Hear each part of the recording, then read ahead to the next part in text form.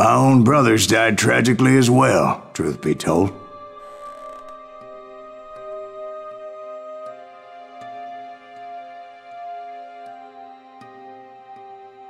It was 1868, and me and my older brothers were pulling a tidy profit running cattle into Juarez, Mexico. One night after my brothers retired for the evening, I found a little poker game in a cantina with a couple of cowboys. And I just couldn't lose. I even won an old Spanish coin that had to be 100 years old. Well, I was mighty pleased with myself the next morning as my brothers and I rode for Texas. But before we crossed the border, those cowboys caught up with us. It was Johnny Ringo, Roscoe Bob Bryant, and another asshole named Jim.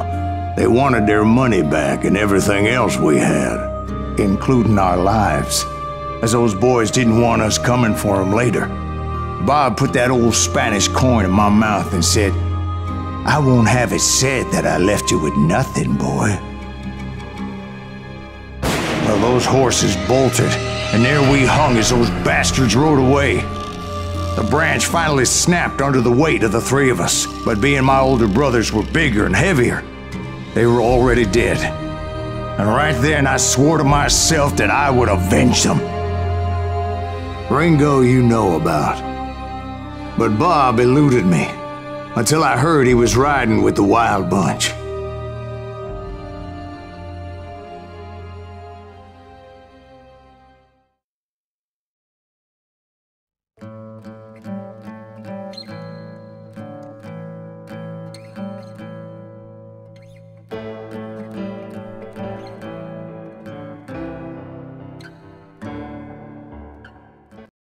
I'd been on their trail for months, ever since they left their hideout in the Bighorn Mountains. Led by Butch Cassidy, they were a loose association of outlaws who robbed banks and trains from Colorado to Montana. Among them was the Sundance Kid, and that murderous hombre I was tracking, Roscoe Bob Bryant. Were you a part of that giant Pinkerton posse after the Wild Bunch? No, boy. A circus like that would have slowed me down. Besides, I wanted Bryant all to myself. I'd heard about a large shipment of gold being transported to Wilcox, Wyoming on the Overland Flyer. They blew the bridge with the intention of forcing the train to stop. Well, I assumed the Wild Bunch was likely in the still intact part of the train high above. I was determined to make that sumbitch Bob pay for what he did to my brothers.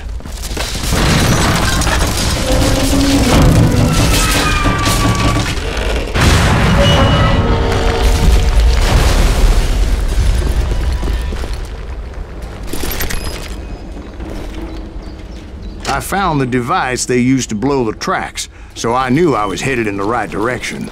My ears are still ringing from blowing up that bridge. What'd you say? I can't hear it. Well, I made my way off unscathed and came upon a few members of the gang and had no choice but to dispatch them.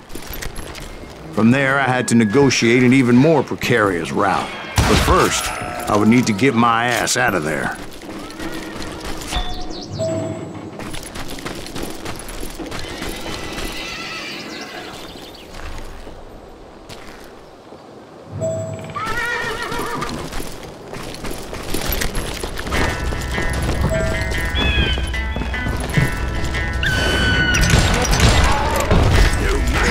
Jumped from the frying pan into the fire as the train was clearly fixing to fall. I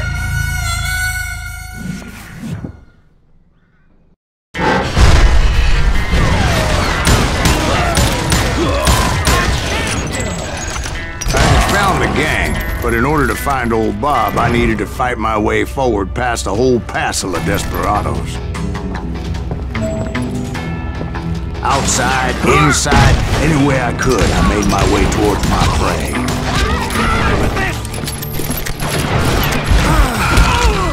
Well, what about the passengers? It was mostly a freight train, as I recall. There were no passengers aboard that day.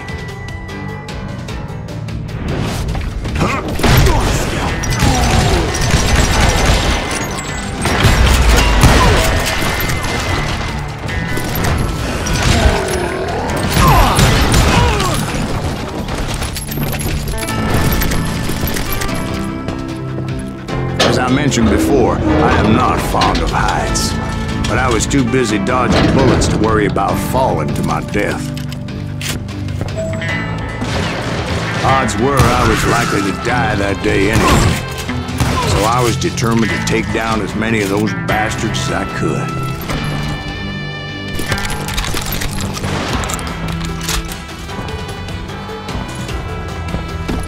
At times it was like shooting ducks in a shooting gallery.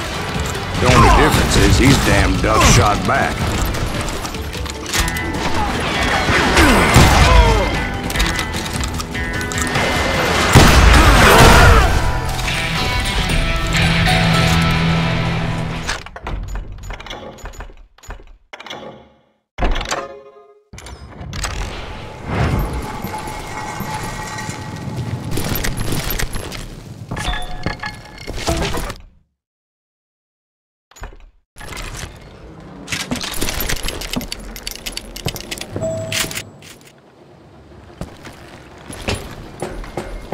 I kept hoping the law would show up and give me a hand. You mean like that giant Pinkerton posse that I read about? Did they come riding in, guns a-blazing to help?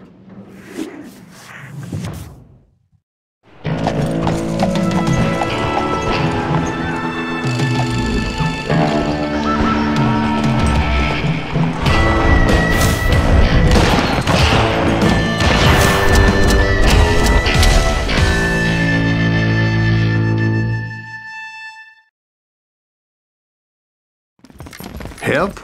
From the Pinkertons? No, son. I had to fight the Wild Bunch all by my lonesome, as usual. Who the hell is that?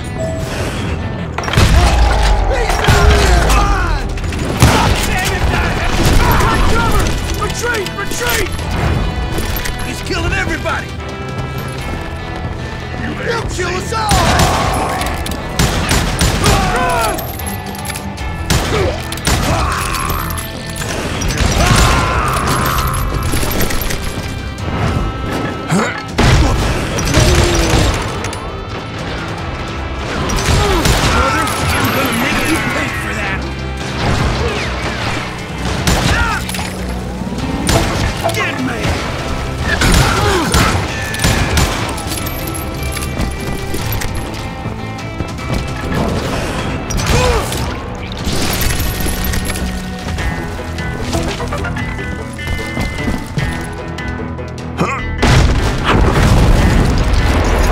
Guess is those dime novels didn't portray this as it happened, did they? Only a few stragglers were left. I had to cut them down pronto if I was going to stay on old Bob's trail.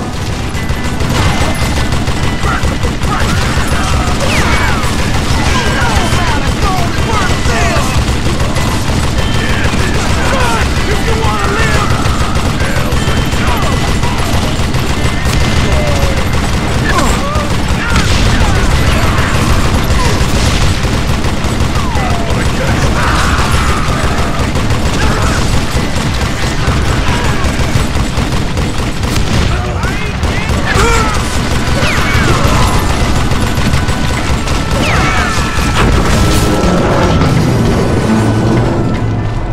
Once I silenced all those guns, I went searching for my nemesis, determined to finally have my justice. But the only survivor who welcomed me was George Flat-Nose Curry. Who was he? The fastest gun in the gang.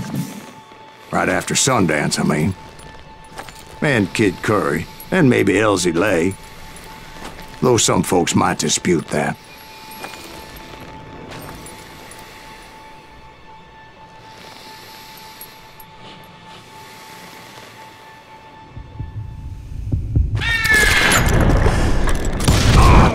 On that very same day, Butch Cassidy and the Sundance Kid decided to leave the Wild Bunch behind and decamped for South America.